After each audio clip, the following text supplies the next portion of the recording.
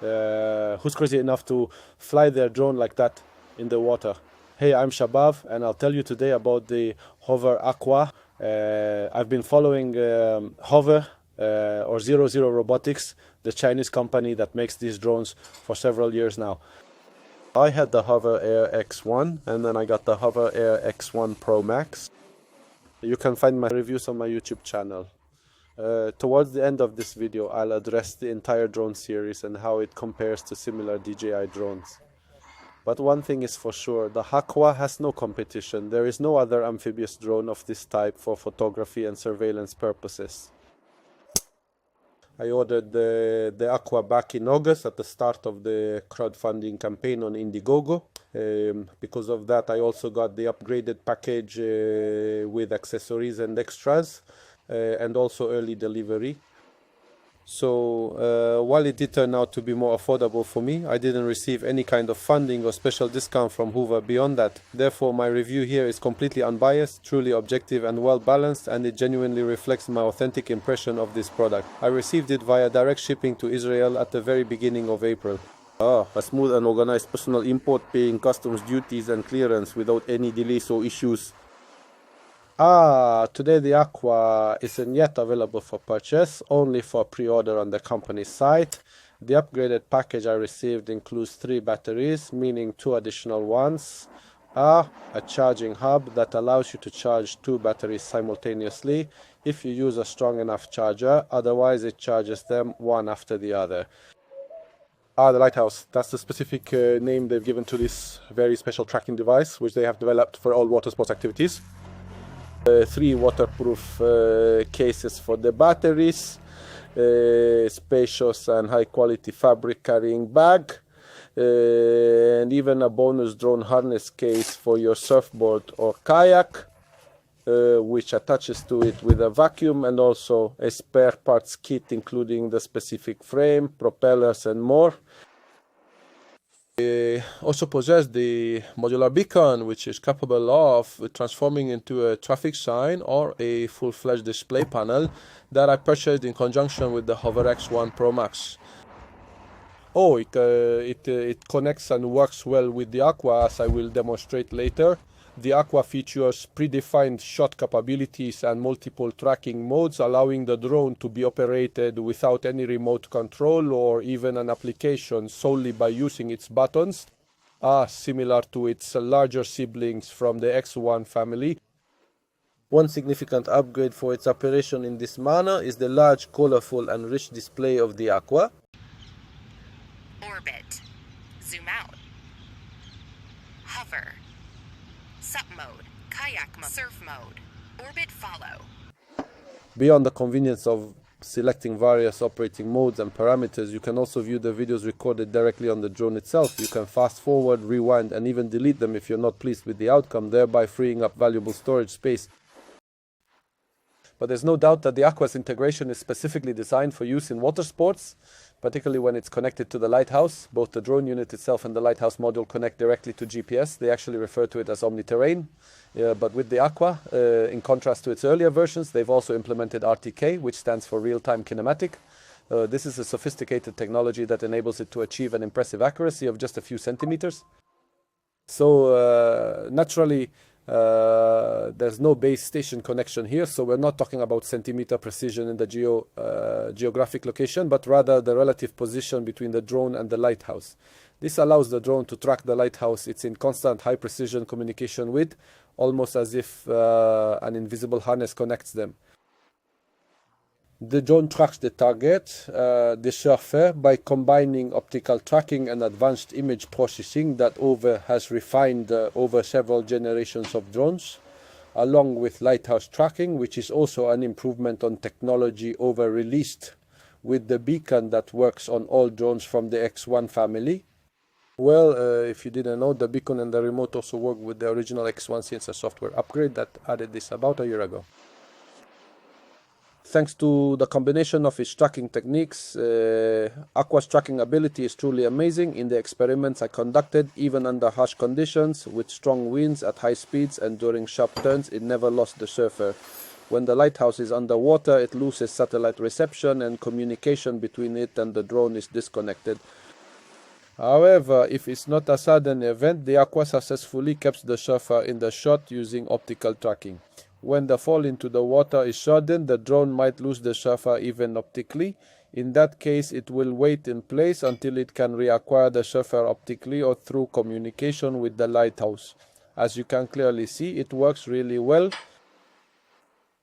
I saw videos where the jet ski left the rider and went to another. This occurred while the lighthouse was in the water. A surfer passed by, visually appearing similar to the original one, and Aqua mistakenly began to follow him visually. However, once the lighthouse emerges from the water and its reception is fully re-established, Aqua is expected to identify this error and fly back towards the lighthouse, then acquire the correct surfer also optically. It's possible that in instances where it didn't work, the lighthouse remained submerged for too long, and the surfer following the aqua optic drifted too far from the area, so the drone was already too distant when the lighthouse surfaced from the water and communication with it could not be re-established. It's also possible that these were early software versions and that today it works much better. In any case, I haven't encountered this problem myself, but it's advisable to be aware of this possible scenario. The lighthouse also has other important functions. It features a speaker and vibrations that inform the operator about the drone's current status and its communication link. It vibrates continuously when the connection is lost, ensuring the operator is always fully aware. It powers eine notification for a low battery level, ensuring the operator knows to bring the drone back for a safe landing. It features several operating buttons, the most crucial of which is the return home function.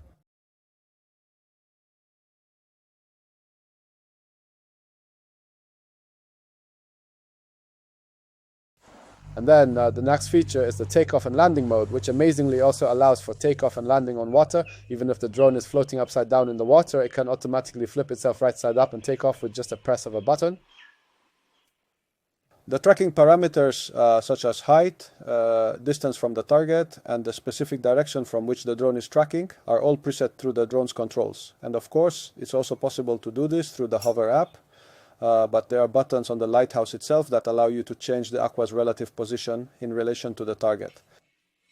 To go up and down, to get closer and move away, and even to orbit it from the right or from the left while it's being tracked.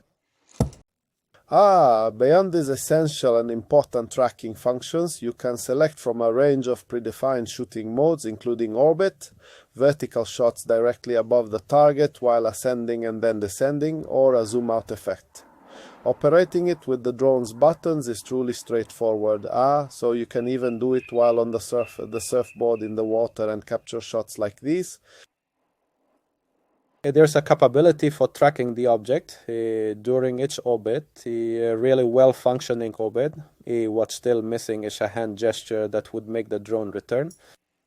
If I activate this mode directly from the drone itself, there's currently no way for me to undo or halt it without using either the lighthouse device or the companion application. Obviously, Hover will likely add this capability in the future, as it contradicts its core autonomous features that don't require an app, a remote control, or a lighthouse.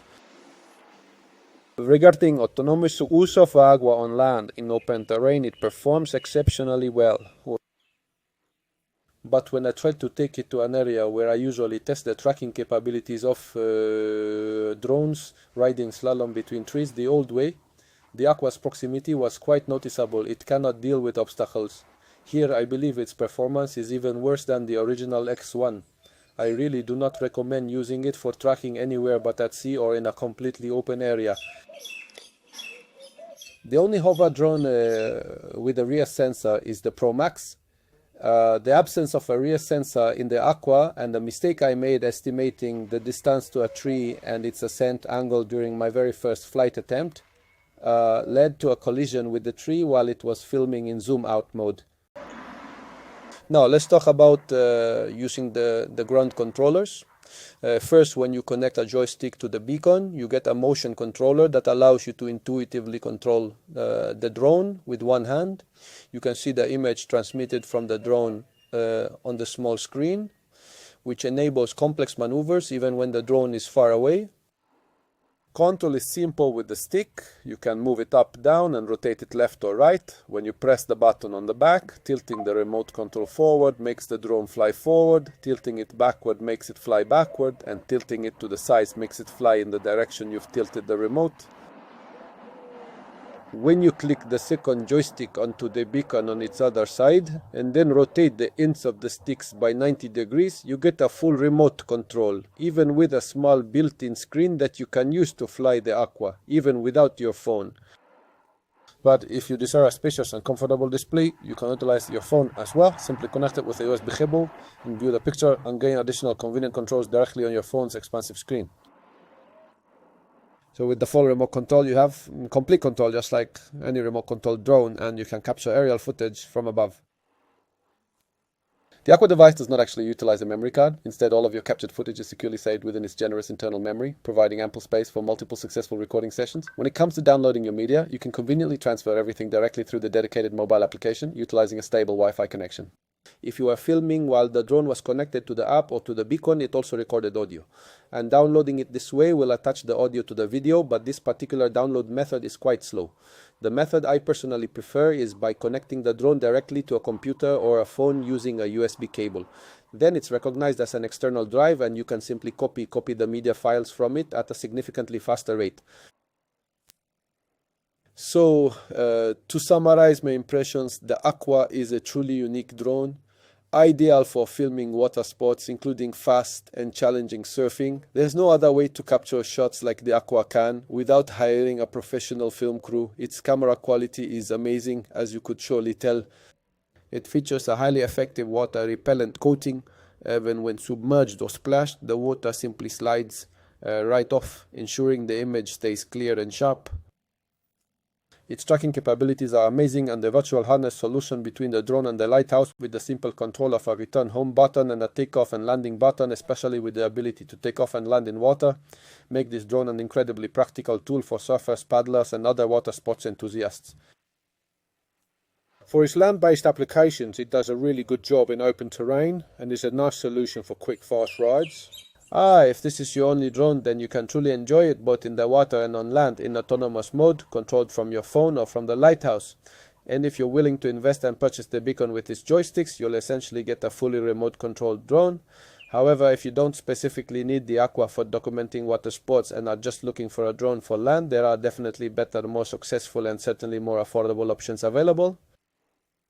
A brief discussion of 00 Robotics and their Hover series drones. I was particularly impressed by the Hover X1. I was really impressed by its tracking capabilities, especially as a one-wheel rider who's always looking for effective ways to record my rides. DJI, the world's leading drone company, didn't remain indifferent to the Hover's growing popularity, and in response they released two new products, the New and the Flip.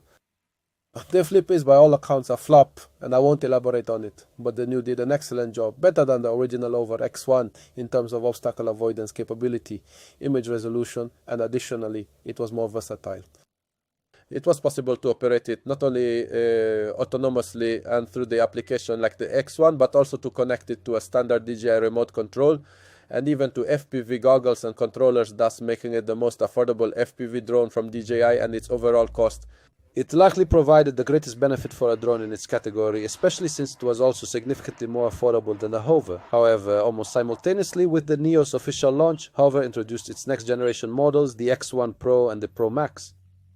They upgraded the camera to 4K and even 8K for the Pro Max with a large high-quality sensor. They added obstacle detecting sensors and the beacon, which allows tracking even when visual contact is lost and also functions as a remote control. This allowed them to easily surpass the Neo. Its performance outshone the Neo in almost every conceivable parameter. Neo only has two advantages left: its low price and versatility, the ability to work with various DJI controllers, including in FPV mode, and the fact that communication to DJI controllers is much better and more reliable than Hover's communication to its controller.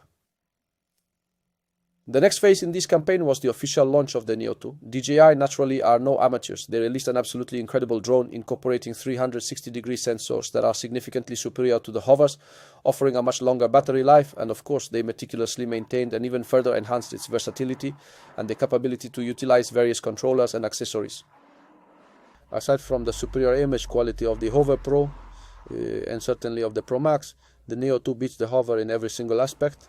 And when you also take into account the significantly lower price of the Neo 2, for me there's no question. First, and that's as I love Hover, admire their creativity and their ability to release such innovative products. And as much as I'd like them to continue and put up a fight against DJI, the monster that rules the drone market with an iron fist, it's hard for me to recommend someone buy a Hover when the Neo 2 is so much cheaper and surpasses it in almost every parameter.